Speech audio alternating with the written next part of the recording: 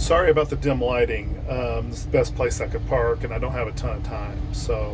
But I've been doing my um, biographical sketch of Jesus, my advanced quiet time. It's so far beyond anyone's quiet time. It's transcendent quiet time. All right. So we saw earlier that Jesus said that it was harder to believe that he was forgiving sin because he could say it, but he was showing it through his miraculous works. So we're supposed to see in his miracles that he can do things both seen and unseen, right? And there's a lot of things to glean from that. Now you get down to the feeding of the 5,000, and you have a couple measly loaves of bread and some fish, and he's saying, he takes the story, right? I mean, he feeds the 5,000, but this is where it gets really interesting. So the disciples are on the boat. It's storming. It's bad, and here comes Jesus walking on the water. And it said they were utterly astonished. The wind calmed down. He got in the boat with them. It's actually a funny scene when you think about it. It said that he was going to pass them by. He was looking past them, and then he just kind of gets in the boat with them.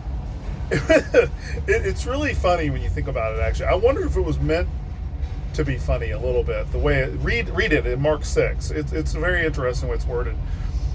But it says they were utterly astounded because they hadn't understood about the loaves and that their hearts were hardened. Now, there's many ways in which you can look at this, right? I mean, you have earlier that there's the seen and the unseen.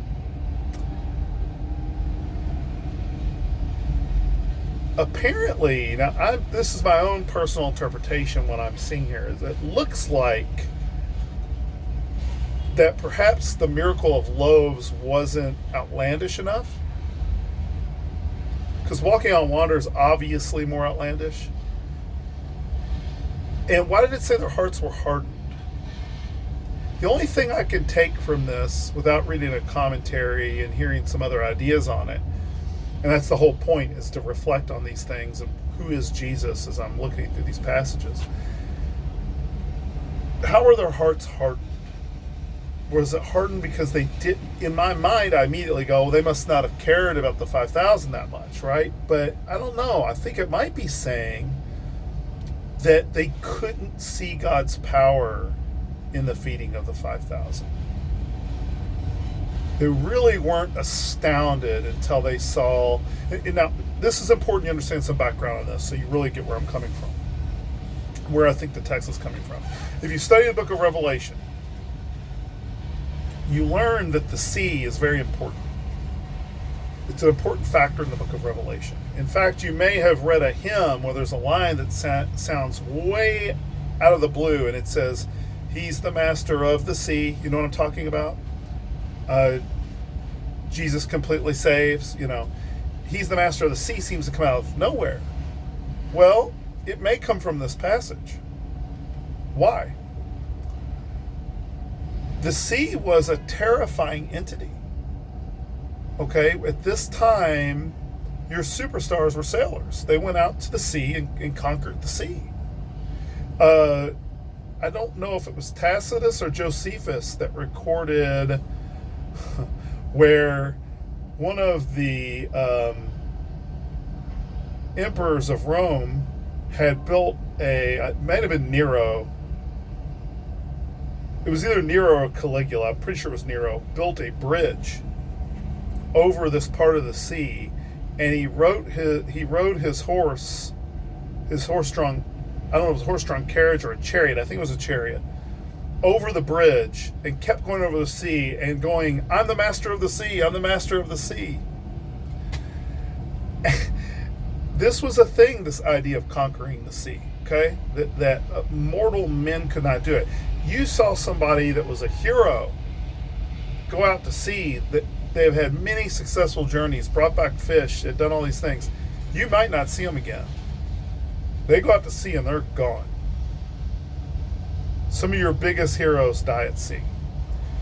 And it was a mystery. Just like everything beyond the Roman Empire was a mystery. That's also a big factor in Revelation. But the sea was a mystery. People just didn't want anything to do with it. It was more powerful than man. The depths of death and destruction lie there. So for Jesus to be walking on the sea, not on a bridge over the sea, but to be walking on the sea during a storm, so it's the sea's turbulent and at its worst, is to see it at its most powerful.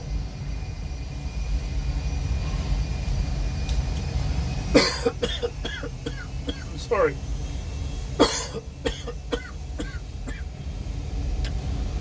Whew. Sorry about that. So to see it at its most powerful.